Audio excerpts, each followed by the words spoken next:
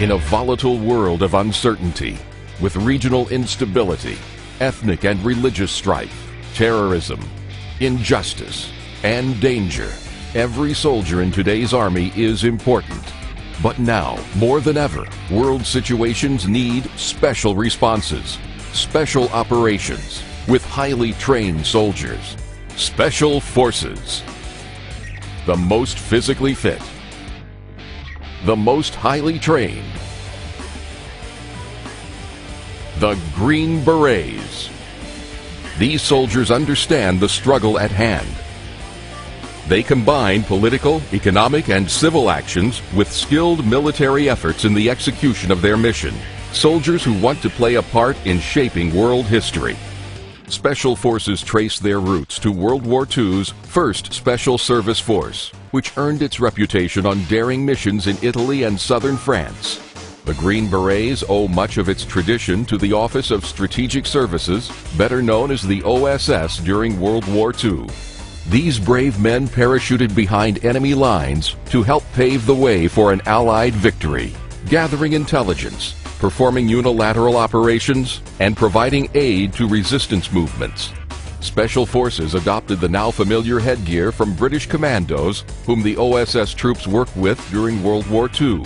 Later, the distinctive Green Beret was officially authorized by President John F. Kennedy.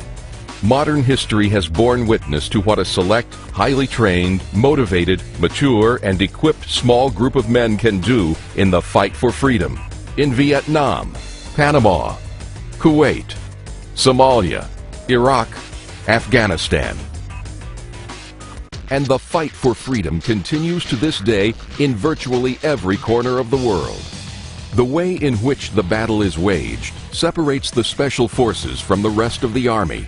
As a member of today's modern Special Forces, you will be part of an elite 12-man team with a real-world mission. A-teams, tight-knit, trained to strike hard and fast as lightning, sometimes deep inside enemy territory. Unique force multipliers, missions unlike any in the conventional Army. Diplomat, doctor, defender, and always an ambassador of U.S. goodwill. Trained in guerrilla warfare, sabotage, counterterrorism, special reconnaissance.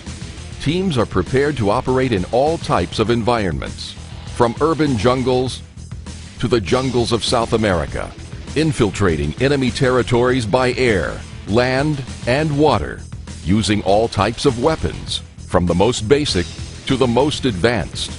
The skills you learn will support the Special Forces missions of direct action, foreign internal defense, special reconnaissance, unconventional warfare, and counterterrorism. Of course, not all missions are combat-related. You may be involved in civic projects in foreign countries, building schools and hospitals, conducting illegal drug enforcement training, or training ethnic forces in modern warfare. In fact, a primary mission of the Special Forces involves teaching skills to foreign forces to combat threats. Heart and soul of Special Forces is the Operational Detachment Alpha.